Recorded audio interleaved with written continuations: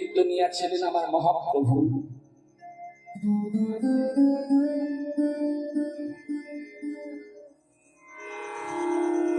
মহাপ্রভু কীর্তন আনন্দে মেতে আছেন শ্রীবাস ঠাকুরের ঘরে। এত কীর্তনে আনন্দ হচ্ছে, এত কীর্তনে প্রেম হচ্ছে, হরিনাম সংকীর্তনে মহাপ্রভু মেতে আছে। হঠাৎ প্রতি পাবনে সুরধ্বনি গঙ্গা দেবী মহাপ্রভুর চরণে গিয়ে আছাড় খেয়ে পড়লেন।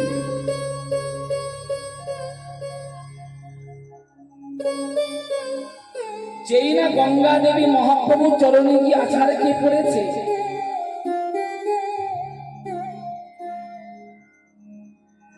মহাপ্রভু বললেন, গঙ্গা দেবী তুমি আমার চরণে কেন এলে?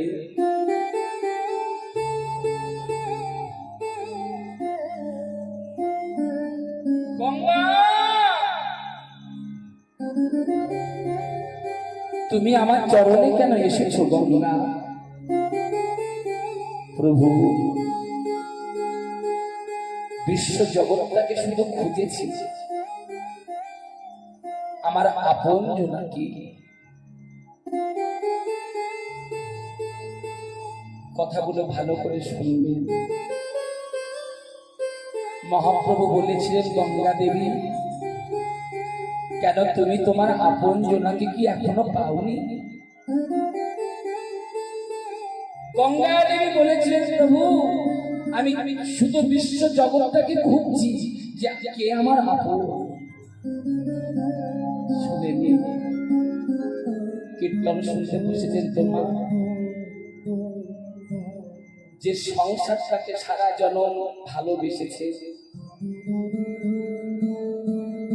স্বামী বলুন, ছেলে বলুন, মেয়ে বলুন, ভাই বলুন, বন্ধু বলুন, জগতে কেউ আপন নয়।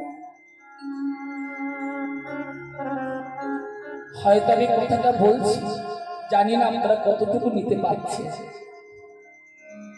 সংসারের ভালোবাসা কতদিন জানেন? অতি সত্য কথা বলছি। সংসারের ভালোবাসা কতদিন? যতদিন সংসারে আপনি দিতে পারবেন,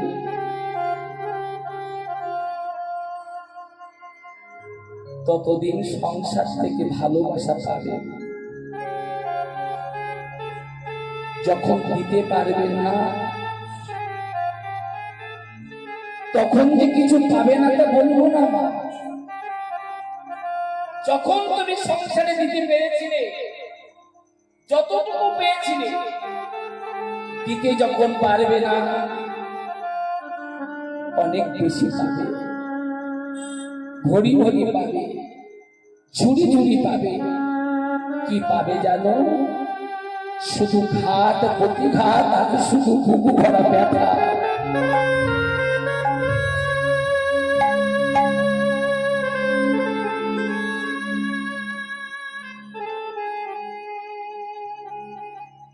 যখন তুমি দিতে পারবে না, শুধু ঘাত প্রতিঘাত পাবে।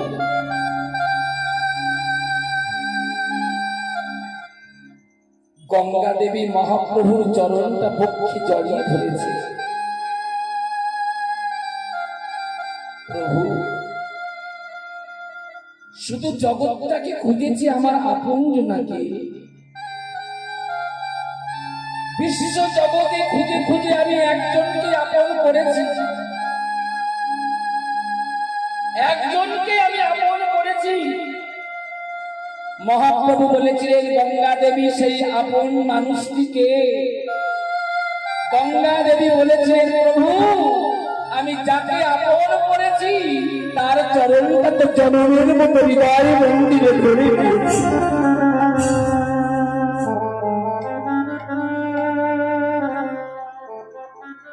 তুমি আমাকে কেন আপন করলে গঙ্গা?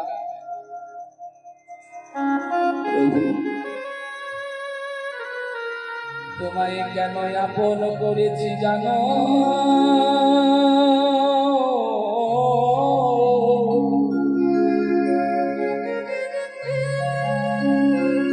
চিরদিন জগতে কেউ থাকতে আসি নয়, পারবে থাকতে? ওগো দয়াময়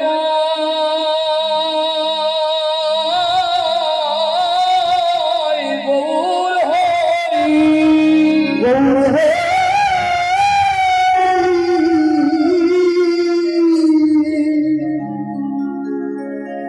তোমায় কেন ভালোবেসেছি জানো? বুক ভরা ব্যথা নিয়ে আমি তোমার চরণে এসেছি। বলো গঙ্গা দেবী, তোমার ব্যথা কি?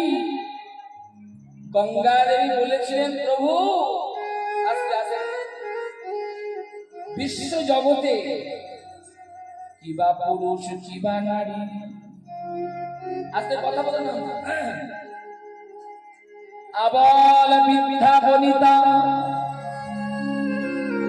সবাই আমার গঙ্গায় স্নান করিতে যায়, যায় না? গঙ্গায় স্নান করিবার পূর্বে মানে আগে আমারই দিয়ে আমাকে প্রণাম করে,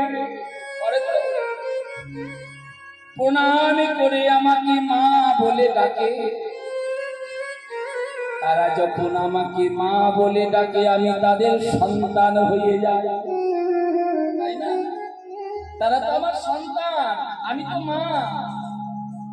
আমার গঙ্গার জলে স্নান করে পাপগুলো ধুয়ে দিয়ে যায়। এরা সবাই তো আমার সন্তান, আমি মা হয়ে সবার পাপে আমায় নিতে হয়। প্রভু গো,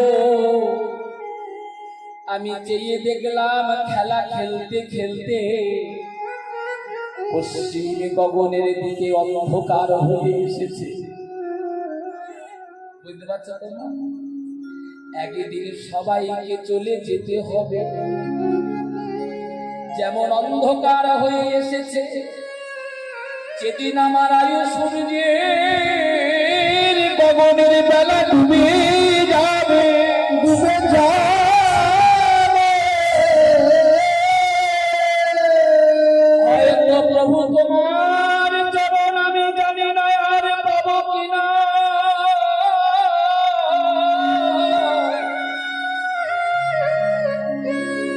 ওগো দয়াময়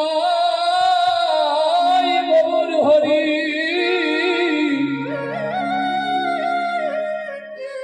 বলো আমি নিজে কবে পাপ হতে উদ্ধার হয়ে যাব?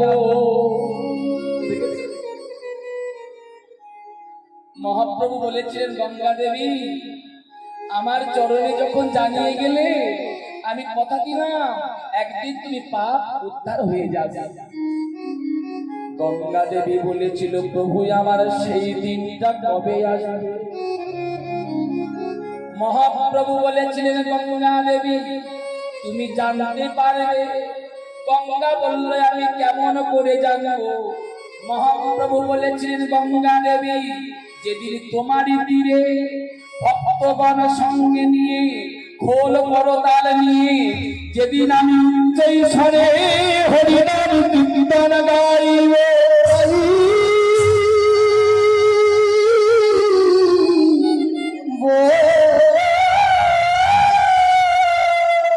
তুমি সাধু মুখে কৃষ্ণ নামের ধ্বনি শুনতে পাবে, ধ্বনি শুনতে পাবে। যেদিন বৈষ্ণবের মুখে তুমি নামের ধ্বনি শুনতে পাবে, শুনতে পাবে, সাধু বৈষ্ণব হরি নাম গাইতে গাইতে মহানন্দে নৃত্য করিবে। আর আমি পবন দেবকে ডেকে বলবো, হে পবন এই গুরু বৈষ্ণবের চরণ ধুলি উড়াইয়া নিয়ে গঙ্গার জলে ফেলে দাও। যেদিন তুমি গুরু বৈষ্ণবের চরণ ধুলি তুমি হিয়ায় পাবে, সেদিন তোমার সকল পাপ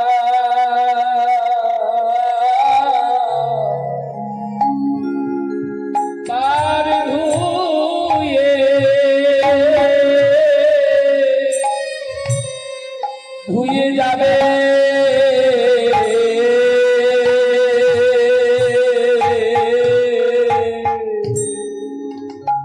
সকল নিতাই গৌর হরি হরি বল।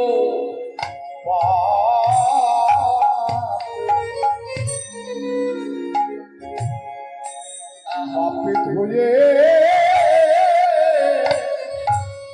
ধুয়ে যাবে সেদিন তোমার সকল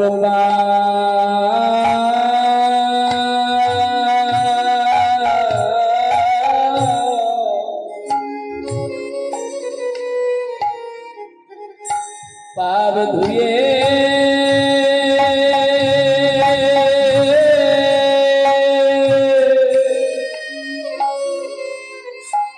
ধুয়ে যাবে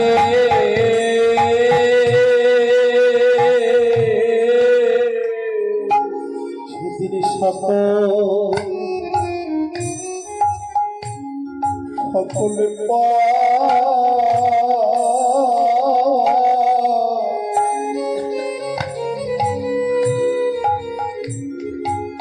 সকলে পাবে ধুয়ে ধুয়ে যাবে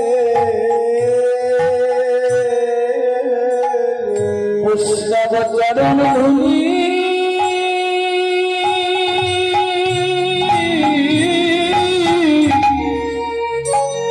নিতাই গৌর হরি বল। ধুলি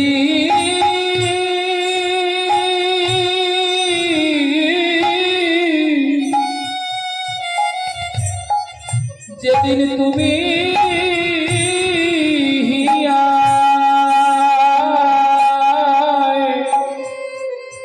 হিয়ায় পাবে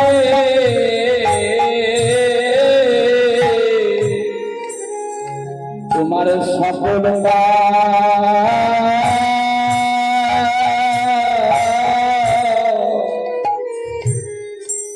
পাপ ধুয়ে যাবে বৈষ্ণব চরণে ধুলি চরণে ধুলি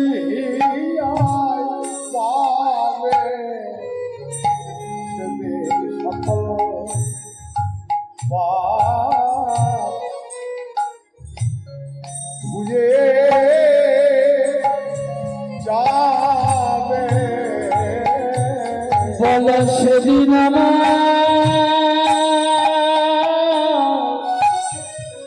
কবে হবে বলো সেদিন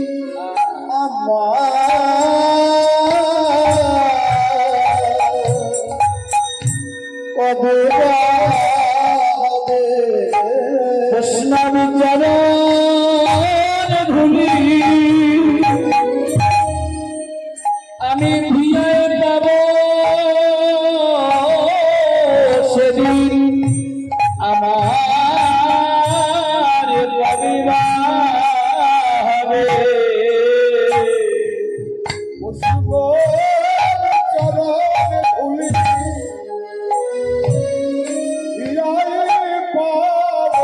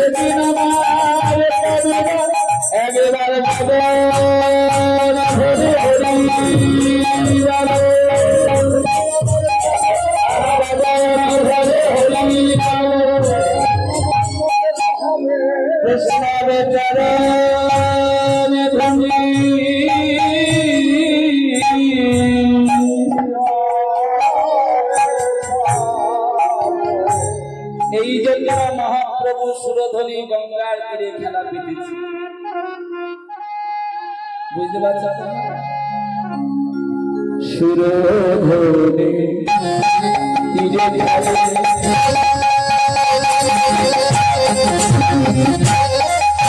আমার গৌরবী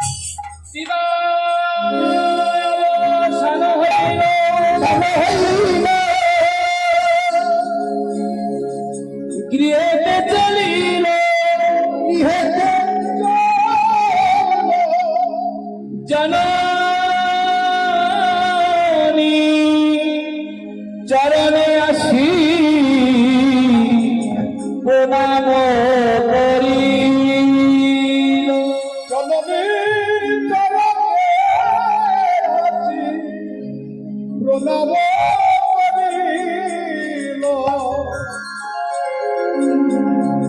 সারাদিন পরে ধুলা কাদা মেখে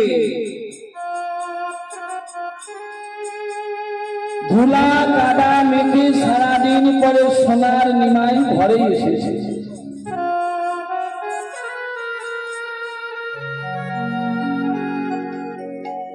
ঘরে আসবার মাত্র সোনার নিমাই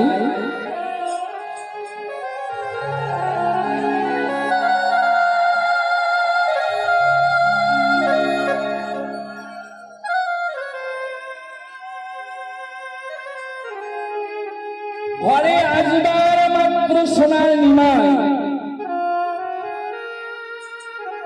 ভাগ্যবতী সতী মায়ের শ্রীচরণে প্রণাম করেছে।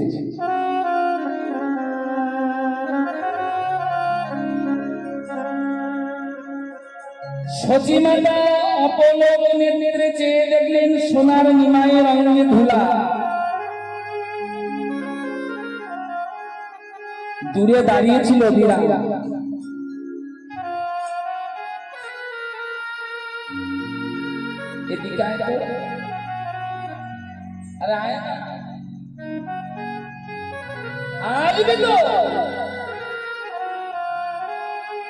ধীরে ধীরে অবিরাম মায়ের কাছে এসেছে। সতী মাতা অবিরামকে বলছে, বাবা অবিরাম,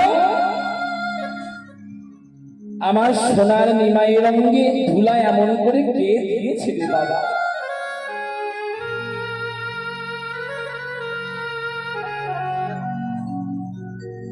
এমন করে কে ধুলা দিয়েছে? নদিয়ার মাঝে এমন কঠিন প্রাণ কার আছে? আমার নিমাইয়ের অঙ্গে এমন করে ধুলা দিতে পারে?